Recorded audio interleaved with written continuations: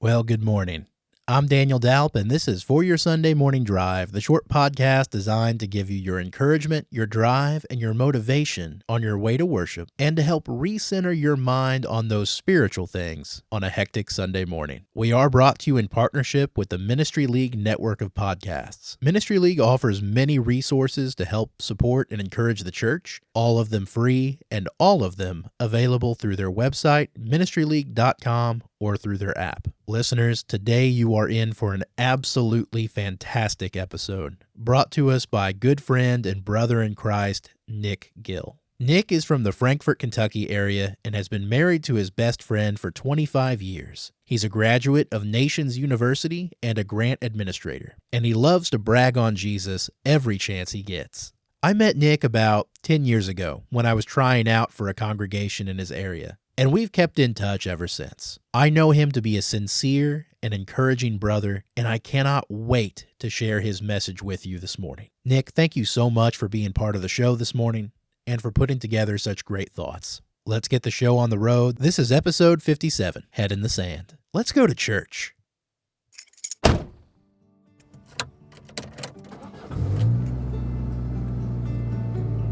Are we there yet?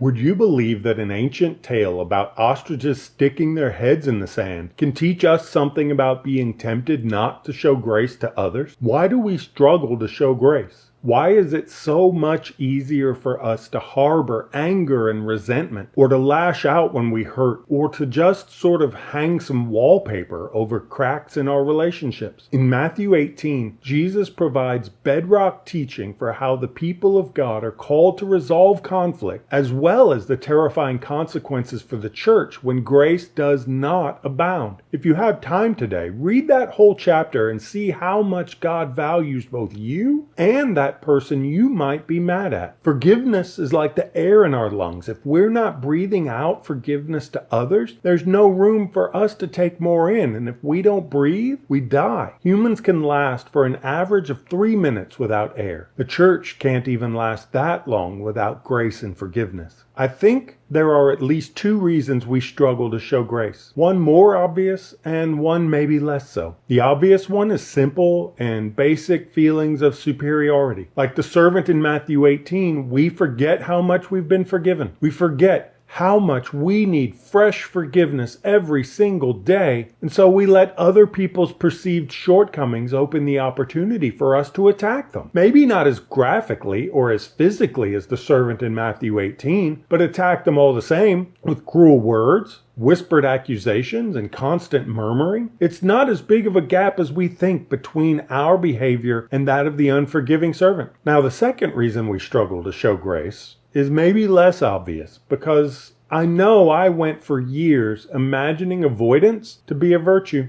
There's an ancient myth dating back at least to Roman times that ostriches stick their heads in the sand, believing that if they can't see a predator, then a predator can't see them. Ostriches do nest in the ground and sometimes stick their heads in their nests to turn their eggs or to check on the welfare of their young. And we've all seen toddlers play hide and seek by sticking their head behind something and imagining that they're fully concealed. So it's understandable where the myth came from, and one thing is certain: sticking my head in the sand isn't showing grace. It's easy to believe that by simply avoiding or ignoring disagreements, conflicts, and feelings sinned against, we're being gracious like God. But the hard fact is, we're not. God didn't ignore sin. God sent his Son to reconcile sinful people to himself. Grace acts. Grace doesn't sit aloof waiting for someone to come to us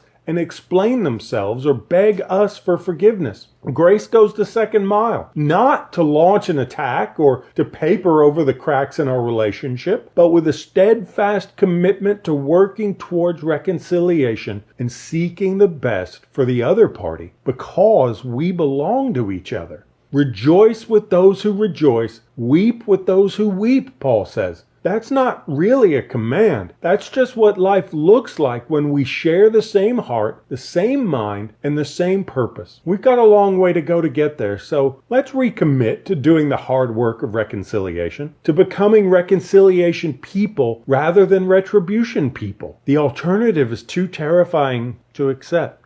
Nick shared some absolutely awesome thoughts with us this morning. And now it's time to hear yours. Our discussion questions for today are, what does it mean for us that forgiveness is like air in our lungs? What can we do when feelings of superiority threaten to stop us from showing grace? And what can I do today to recommit to reconciliation and grace?